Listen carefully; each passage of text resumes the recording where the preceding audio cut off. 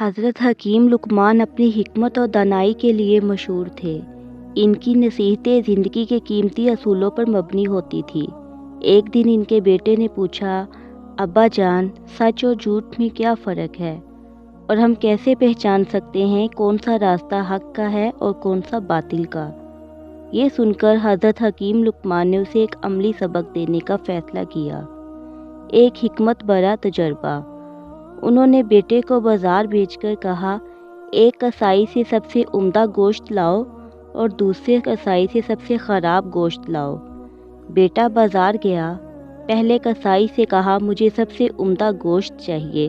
کسائی نے زبان کا ٹکڑا دیا، پھر دوسرے کسائی کے پاس گیا اور اس سے کہا کہ سب سے خراب گوشت دو۔ اس نے بھی زبان ہی کا ٹکڑا دیا۔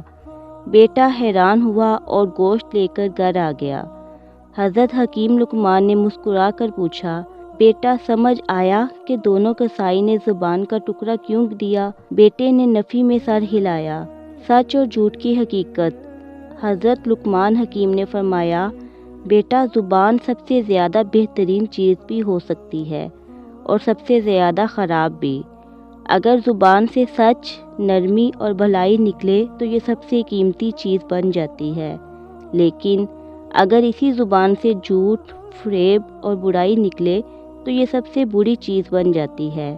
سچ روشنی کی مانند ہوتا ہے جو ہمیشہ چمکتا رہتا ہے، جبکہ جھوٹ اندھیرے کی مانند ہوتا ہے جو جلد یا دیر ختم ہو جاتا ہے۔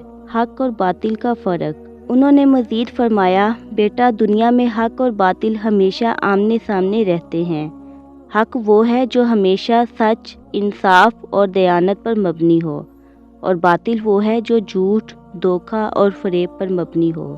سچ بظاہر مشکلات پیدا کر سکتا ہے مگر آخر میں عزت اور کامیابی دلاتا ہے، جبکہ جھوٹ وقتی فائدہ دیتا ہے مگر آخر کار نقصان پہنچاتا ہے۔